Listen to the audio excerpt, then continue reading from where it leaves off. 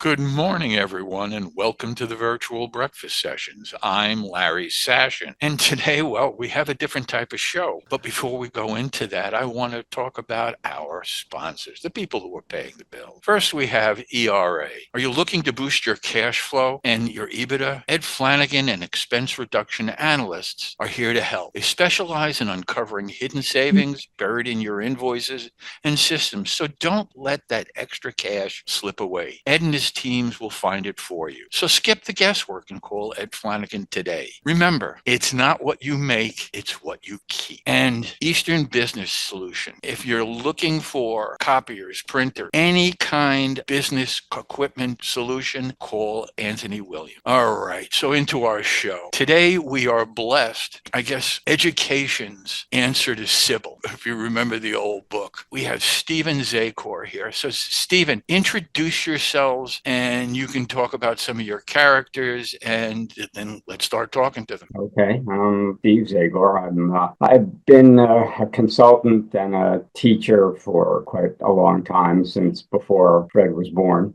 And Fred, I met originally when I owned a restaurant in Connecticut, and he was a regular customer, and he's still alive to talk about it.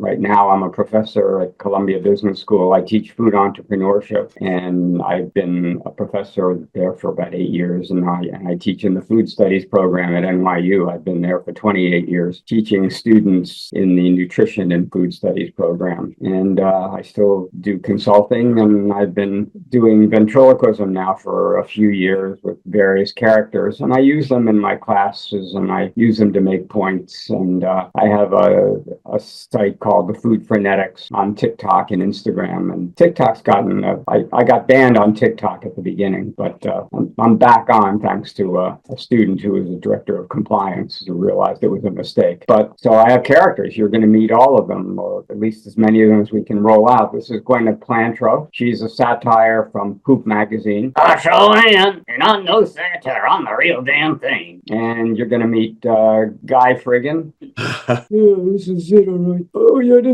what are we doing in this thing? Yep, and who's had too many cheeseburgers. Yeah, you think so, don't you? Not so much. Yeah, yes, you have. And you're going to meet Gordon Scramsay, who has the worst meanness. He's the only chef, and he's a cross between Gordon Ramsay and Hannibal Lecter. You'll meet Chef Chives, who is a preppy prep chef, has basically washed up the business. And who else is here? Oh, yeah, you got Jacque Le Coq, who's a chicken, who is a talking chicken, who's French, free-range, natural, sushi grade, everything you can think of, but he can't get out of his egg. And he makes everything as chicken soup, but it's not chicken. He said it's made by a chicken. I like him. He's cute. Okay. So let's get right into the meat of our conversation. Start on ready, huh? Last show we talked about food service trend, and surprisingly, we were told that mortadella has reappeared on restaurant tables in a big way. But I understand, Gwyneth, you have found a new use for this food that's trending in restaurants. Can you speak about that, please? Very so glad you asked me. I like using things when they're not supposed to be used for them. Like, what are you doing? I use mortadella on my lip, because I spread it right on my lip, and it gets you that red kind of, like you've been there forever, preserved kind of look. It does. How do you do that? Well, you do it more, Steve. You take a little mortadella, and you grind it up, and you put it on your lip, and you know what? It gives you that rosy red feeling, just like corn dish, and just trying. I love it, Larry. It's a little secret, and I don't like to give it away. Fantastic. And Guy, I understand you are now using it in, as any talented chef like you are, you have found a new use for it also. Well, I know Nordadella and his brother Sigundella. The two of them, Nordadella and Sigundella. They're a couple of guys. They own a diner up the street in Iowa, North and Sigmund. You know those guys? Oh, yeah. They're a couple of Italian brothers, the Diodellas. Oh, yeah, they're really good, and they're really fat, and they don't cook well. But I make it look like it's good. I tell them, hey, I'm the near of Flavor Town. And they go, go, oh, this is pretty good, this is pretty good. That's not very funny, guy. Yeah, well, it's true. Norton is just a Sigmund Adela. Okay, okay. Let's talk about some HR trend. Is Gordon around? Gordon's around. Hold on a second. He knows all about this. Oh, yeah. So, Gordon, I think it's good to see you, Gordon. No, it's not at all. What are you guys doing here? This is the worst thing. I'm the only chef, you know that. What am I doing here? Where's my agent? Get out of here. So, Gordon, can you give us your views on how to run a kitchen? You don't run a kitchen. You just tell everyone they don't know what they're doing. You curse at them. You yell at them. Otherwise, they think you're weak. Scream and yell. That's all you do. Because there's no one that's a real chef that me. I know you're the only chef in the world. Yes, everyone knows that. All of my shows are wonderful, including the one with the F word. Not on this show, Gordon. Not on this show. PG. PG. So I understand your sous chef has something to say about that. Oh, God, I have to ring him in here. I'm the only chef. You need to see my chef? Here he comes. All right. Yes. Hello, chef. Would you introduce yourself? Hello. Chives here. So, Chef Chives, how do you feel about the way Chef Gordon runs his kitchen? Gordon is an asshole. Oh, sorry, I can't say that. He's not a nice person. This is why I'm getting out of the business, you know? He's not a nice person at all. You know what are you talking about? No, you're not. I got to quit. All the staff's going to unionize and get rid of you. HR is a huge thing, and I try to do the best I can. No, it's not important. You don't need HR. All you need is someone to yell and scream. All I do. Tell everybody how bad you are as a chef. Oh, no, that's not true at all. Not at all. So, do you have any suggestions for Chef Gordon, Chef? Yes, try a new line of work. Get out of the straw with you. You're an idiot. You're both idiots. Oh, I know exactly what I'm doing because I am a proper chef. I trained with the best. I trained with Alain Ducasse. There's no such thing as Alain Ducasse. I'm the only chef you know. There's no other chef with me. Get rid of this. Get rid of this. So, Stephen, why we have you in here talking about these? So, how would you use this in education? Illustrate things using these two guys to teach a lesson. I will bring them in and we will talk about HR and we'll talk about, I'll use Gordon Ramsay as an example. Gordon Scramsay, not Ramsay, Scramsay. And I'll use him as an example. Of course, we haul out as much as we can. We do. I use magic tricks. In fact, my class reviews are pretty well documented that I do magic tricks. I make financial statements turn into flames. I make liquids disappear. And I do it incidentally in my classes. So the students will be talking about a serious lecture and I'll be bringing out a set of financials and I'll put them on the board and the financials in my hand will break into flames. Yes, I've seen it 100 times. Or I'll make drinks the flame out of a cup or something like that, inadvertently when they don't expect it. The students, the first time must be shocked when you start, when this serious conversation turns even more serious when Gordon Scramsay pops up on your hand. What is the usual reaction when you do these things? The usual reaction is, again, like any true academic, there are students who think that it is incredibly fun and clever. And there are students who think that it's kind of the magic pretty well universally appreciated. When I break financial statements into flames and things like that, that is sort of, this I do it much more selectively. I might have a guest speaker who, like if Fred came, he would be in the mode. I know some of the guests that I have, they would enjoy the interaction with a puppet. Some of them are, obviously very, very serious and they don't do that. So, but the students for the most part are very receptive. With all modesty, I'm rated one of the top professors both at Columbia and at NYU. Part of it is the fact that I don't take all what we do quite so seriously and I poke fun at it as well as teach lessons. Now, are these undergraduate or graduate classes? They're both. My class at Columbia is second year MBAs. It's an elective. They told me it's the most popular elective at the school. I just actually heard that from the dean about 2 weeks ago. So you get an education and a show all in the same seating. Exactly. It's like let's put it this way. If a guest doesn't show up, and occasionally one will not. I have a guess. Of course we do. Right here, you know. This is oil. We got it, you know. Yes, go right here to help when you know we can. But it's and you know, I think education, sometimes we do take ourselves, especially in the food world, we take ourselves incredibly seriously. And it's food. And I worked for a guy you guys may know, Shelley Fireman. You know, Shelley has Trattoria dell'Arte, and he has Brooklyn Diner and a bunch of. He used to say, and Shelley's not known as being a very nice person. When you get to know him, he's a nice enough guy, but he's a pretty intense guy. And he would always used to say, he says, let's not take this business all so seriously. Let's serve food in a fun way and have fun with it. And that's what I try to do. Poke fun at some of the stereotypes that we have, like serious chefs, serious diet, the way we treat food as a relatively worshipped item. My videos that are on TikTok, I do funny things. In fact, I had one of the guy, Friggin, was running for president. And you know, to him, inflation, if you don't want to have inflation, eat fewer beans, eat fewer nuts. You know, if he was talking about China, he says he likes China. He'd rather eat on China than paper plates. Everything, all of his issues were food related. And by the way, in case you don't know, yes, I'll tell them. I'm trying to get into the Trump cabinet, you know. Secretary of the Interior. No one knows trees and grass like a dog. I know dog, trees, and grass. So I want to be Secretary of Interior. Well, I don't know if you're going to get that. Well, I'm trying. I'm as qualified as anyone in the cabinet, you know. Do you need Robert Kennedy's? You need his phone number? Oh, God. Not him at all. No, I can't stand this whole thing. I try not to be political, but I am a dog, you know. I heard that right. I know you do. Thank you. Oh, no, we lost it here. So, Fred, do you have a question for I do. Either chef? I do. What I want to know is as we get away from humans running restaurants and we move into automation and robotic, I want to know how we inject fun and keep this thing more than just a transaction. Of course you can have a humorous robot. Who knows? I could be a robot, you know? It's not the kind of thing that you're thinking of that. I think robotics, truthfully, I think robotics are going to be personalities, ultimately. You and I watch androids all the time. God, we do. We know androids all the time. Easy, chef. Easy. I said easy, chef. Easy. So, chef, how are you going to run robotics when they really don't care? I yell at them just like I yell at everyone. Doesn't matter if you're a robot, doesn't matter if you're a human, I'll yell at you. I do.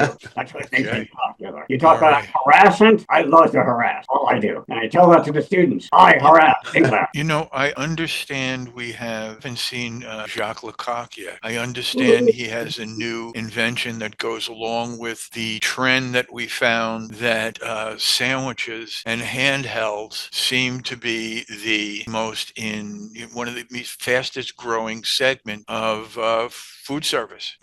I know the chef has been working on something diligently, and although it's a French dish you and I spoke about the other day, and I'm just looking forward to the introduction to the world of this new dish. Bonjour. Bonjour, chef. How are you? Bonjour. Bonjour. What am I doing here? I'm hiding from the holidays, you know. I'm hiding. People like to eat them. What came first, the chicken or the egg? Really, honey. Who's in charge here? This is it. What did you get me into? I don't know what I got you into. You know what? This is the holidays. This is where chickens get in charge. I know you do.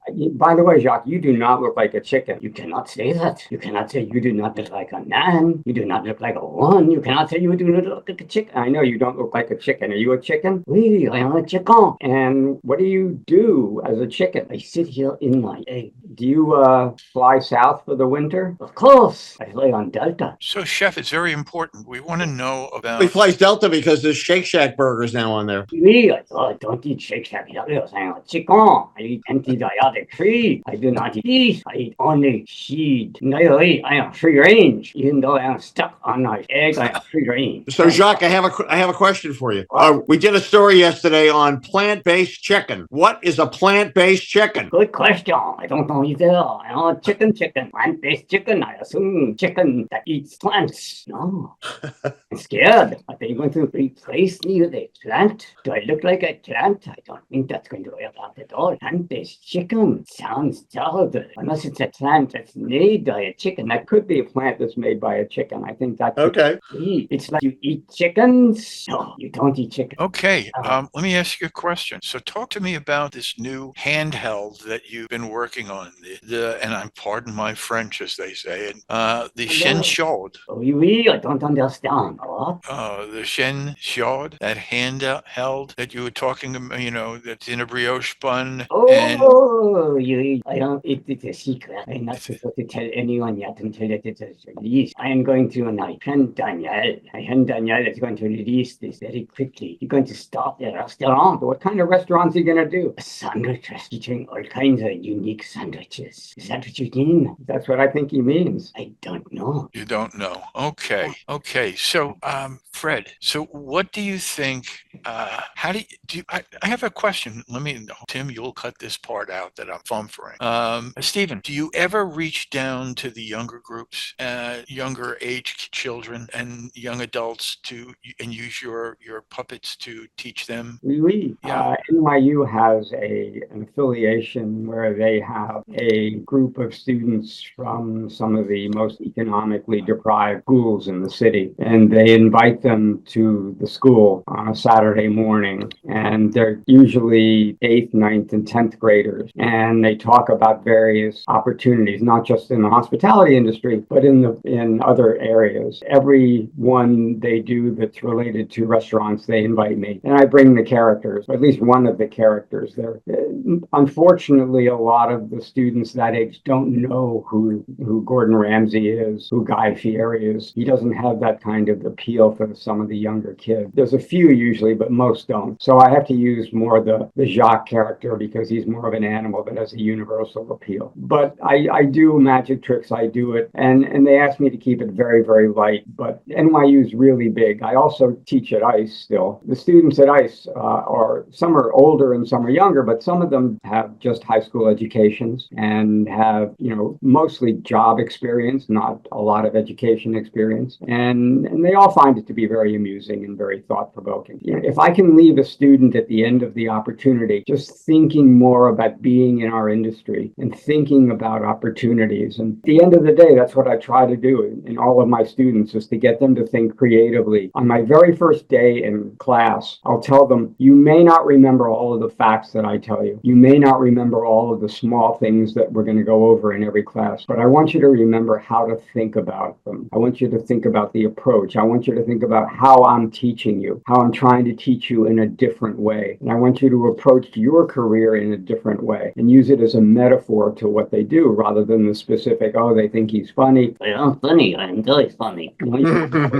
Don't say that. But that's the whole idea, is getting students to think, not necessarily remember facts, but to think. Okay, thank So you. what happens with this AI revolution? Where does all that fit in terms of the ability of students and people coming in the industry to think? AI, you need AI. I know him. Anthony Ignacio, I know him very well. He comes to visit us once in a while. AI, you need that AI. Oh, yes. AI is filling in everything. Not me. I know it's not filling in you. No. Voila. AI is in the real world of education. We have constant meetings about it. It's changed the way I teach. I used to do take-home exams. I can't anymore. I have to do all of the exams back in class. Now I assume that my papers are going to be coming back to me with AI. And I look at the AI as an opportunity to use it as a resource to learn that AI is going to bring facts in, just as though you were on Google or doing anything else. So it becomes a resource students can use, and I grade accordingly. Yes. So when you're doing your master's thesis, how are they going to be able to tell? You can't do that in class. Exactly. How are you going to be able to tell who wrote the master's thesis? You can't. At this point, well, I will take that back. There are some software programs that detect AI. They're not as good as AI is. AI is ahead of the curve. And we had a meeting about that at both schools. There are detections that you can put through, but most of the professors at this point are just letting it go. They're just making the assumption that as long as paper meets the requirements or exceeds the requirements, we're just letting it go. So now's a good time to go for your master's. Well, hold on a second. I think we're kind of missing the point. And my question is, this isn't like plagiarism. This is like a technological revolution. Exactly. So my question to you as a very important teacher in our industry is, how do we adapt it? Where does it fit? How are we going to use it? What do you see? It becomes a source. It becomes, and opportunity to use it, just like where were we before we Googled? Google is the owner's manual to life. Anytime you have a question about anything in life, you go to Google, do a search. Well, which in our generation was our parents saying, look it up in World Book. I was just they bought you an encyclopedia. The Britannica and the World Book. And right. Exactly right. Now we have Google, and AI is the next level above. But AI not only takes you into that knowledge journey, but it also helps you express it and write it, turn it into something that is a usable product rather than a fact. But that being said, as a student, you have to be aware of what you've written. You have to understand the value of what those words say. So it's not like, here it is, I've never read it, I don't understand it, because you still are accountable for what's in that knowledge. So how do you educate? I guess what we're talking about is, how do you educate and teach kids to think? Now that we've taken the work piece out of it, how do you teach people to think? That's exactly what I said. My first day, I tell them, I want you to think creatively. And I'll make them do in-class exercises where they have to be creative. I'll give them situations. The exams are 50% to 60% creative. Here's what we have a situation using facts that we've done in class. Make this happen. I teach a class called Food Management Theory at NYU. It's a required course for nutritionists and dietitians. One of the projects I make them do is, supposing you had a for-profit restaurant in a hospital, what would you do? How could you make a hospital restaurant a place where people on the outside would want to go and eat? Very difficult challenge. It's been tried numerous times. I've done consulting engagements a couple of times in situations that haven't worked. And so I try to make them think all the elements of a great restaurant behind the scenes. How do you put that together in a hospital to make it work? Great. So, it's that time of the show that we have to start wrapping it up. Oh, Stephen, no, you just don't do. I know. Go back in your egg. Merci, Jacques. Go back in your egg and take a rest. And Stephen, thank you for coming. Audience, thank you for coming. But before we go, Stephen, even though there's been a lot of fun and fooling around here, there's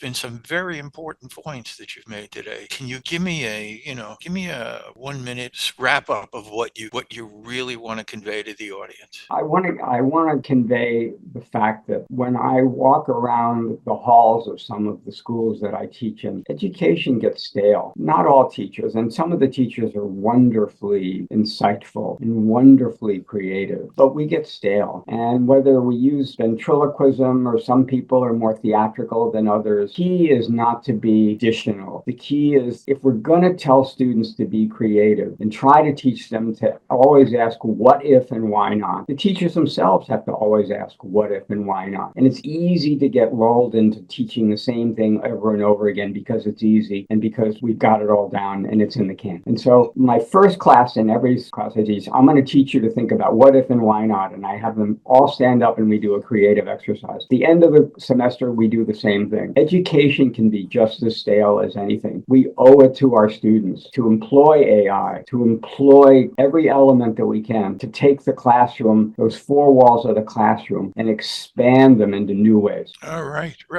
Fred, final word. I think it's fascinating because we're at I don't think people so AI is only 2 years old, and I don't think people understand what's actually happening. You see it on Wall Street and you sort of don't have a feel for what's going on, but it's really Steve in the classroom and other teachers in the classroom that can see we've got a real issue on our hands for the first time. And that is, how we educate needs to change. And at the same time, how do we help guide that change along? Exactly. I want to make one other quick comment before we close. You guys know the James Beard Awards? Yeah. Yes. There's never been a James Beard Award honoring an educator. And really? I mean, we honor designers, we honor writers, but there's never been a Beard Award honoring educators. No. And I think that's a big oversight. And I've commented about that over the years. And it just shows that level of education is not prioritized enough. Get that kind of recognition. Well, they have a new boss. Let's start working on the new boss. Yeah.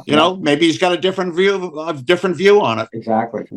Thank you. And before I give my final comment, just want to thank Ed Flanagan and Expense Reduction Analyst for being our sponsors this year. And once again, are you looking to boost your cash flow and EBITDA? Ed Flanagan and Expense Reduction Analysts are here to help. They specialize in uncovering hidden savings buried in your invoices and systems. So don't let extra cash slip away. Call Ed and his team. They will find it for you. So skip the guesswork. Call Ed, and remember, it's not what you make, it's what you keep. So this is our final show. show of 2024. We'll be back again, first or second week of January, and I want everyone to have a fun, safe, wonderful holiday season. And Fred, thank you for all your help this year. Pleasure. And all the audience, thanks for supporting us. And just two more things to say. Everyone, stay positive, test negative, and I'll see you next year. Happy holidays. You Thanks, will. thanks, guys. Okay, take care. Thank you.